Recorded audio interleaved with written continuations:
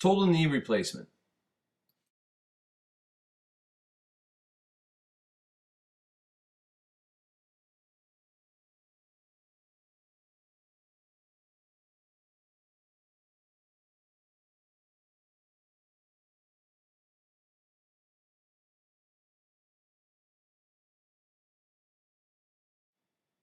You'll be performing a series of exercises that build up to a proper squat and a series of exercises that build up to a proper stair step.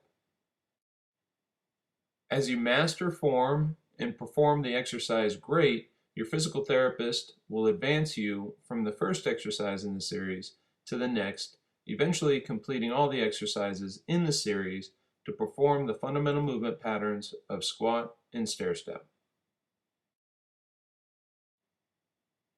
We'll begin with the squat series progression. This is a progression of exercises building to a functional squat. Seated hip hinge. Scoot forward to the front half of the chair and sit up in good posture. Keep your toes and knees even with each other, and keeping your spine straight, hinge forward at your hips to do a proper hip hinge. Shoulders should be squeezed back, stomach should be tight as you hinge at the hips.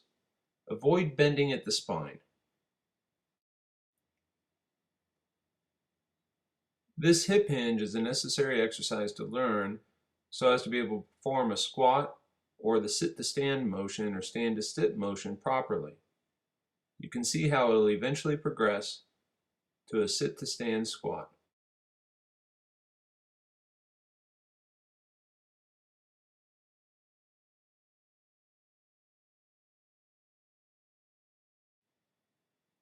Mini squat, or what may be considered a standing hip hinge working towards a proper squat. Performing a mini squat requires the hip hinge you've already learned. Standing with your calves touching a chair, hip hinge, and jet your hips backwards as your knees slightly come forward from the chair. Notice how the knees travel forward, but the knees will never pass the toes. The key to doing this properly is to perform the hip hinge so the hips go back, the shoulders drop down and forward a little bit, balancing with your hands on your walker or even preferably at a sink or something firm. Common errors in performing this exercise are bending at the knees too much, jetting them out in front of the toes, or arching in the back.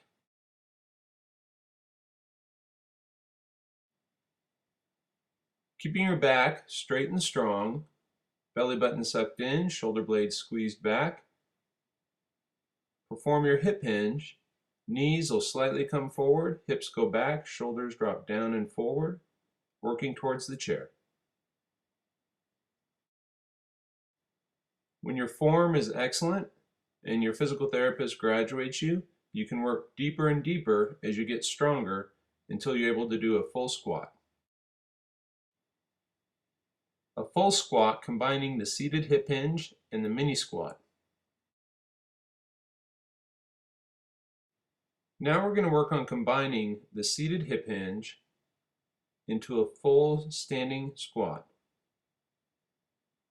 Keeping proper form, sit slowly back into the chair, hip hinge forward, and using your legs, stand. Avoid letting the knees jet forward or the spine rounding. Rather, keep a good spine position and hinge at the hips so as to sit. Keeping the back straight, hinge forward,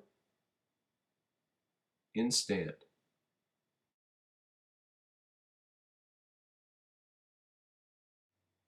As long as your form is great, as you get stronger, you can go all the way down to where you barely touch the chair, but you don't actually sit. This requires much more strength in the legs and much more control. Stair step series progression. This will be a series of exercises building up to a proper stair step. Seated long arc quad.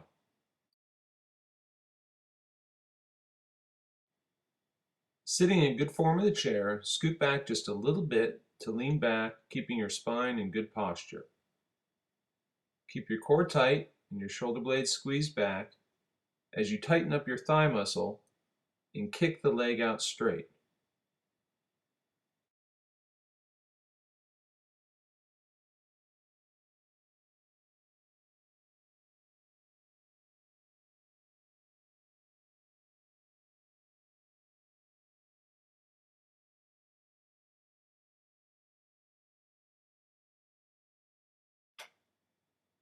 Avoid arching forward in your spine or sagging in your core as you perform this exercise.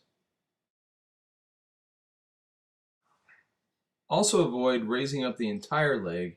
Rather, keep the thigh in contact with the chair, just moving at the knee, avoiding moving at the hip. Squeezing the quadricep or the anterior thigh nice and strong.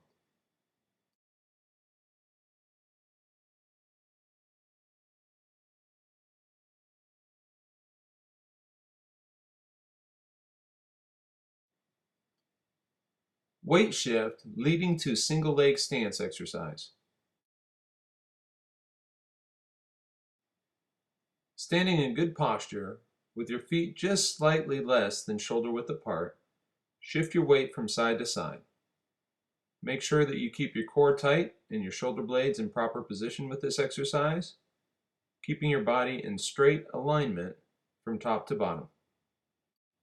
Make every attempt to avoid leaning as you shift your weight or allowing the hip to jet out to the side.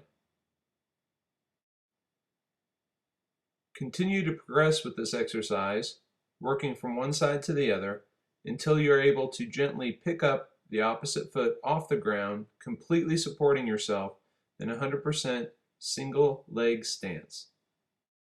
Although this is demonstrated with the walker, for safety purposes, it's best to perform this exercise in front of a sink so you can grab on if you need to check your balance. Forward stair step. Standing in front of a sink or a sturdy chair or something of that sort, place a phone book on the floor in front of your toes.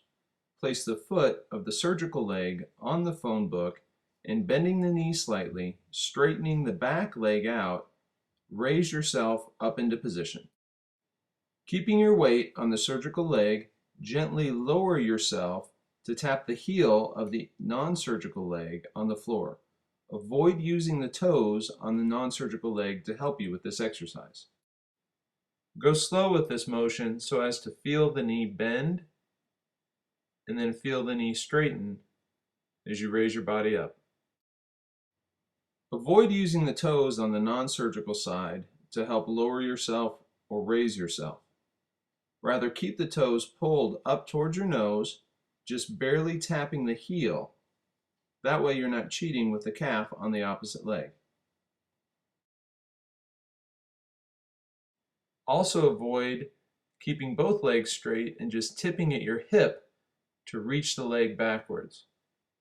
Keep the toes up, bend the knee, slowly lowering your body, gently touch the heel to the floor and lift yourself back up.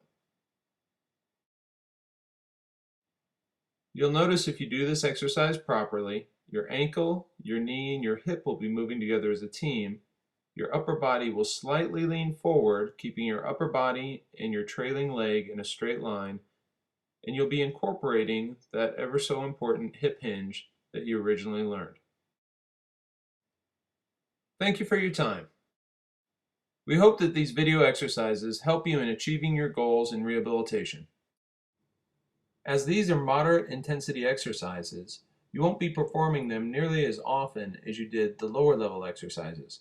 Your therapist will guide you in how often and how many you should do. Your therapist may also have some additional exercises to help you in this progression, as this is a fairly simple progression to these fundamental movement patterns. Bottom line is, the therapist will be progressing you based on your performance. It's more important to move better than it is to move more. with an ultimate goal of being able to squat, to go sit to stand, and go up and down stairs with great form.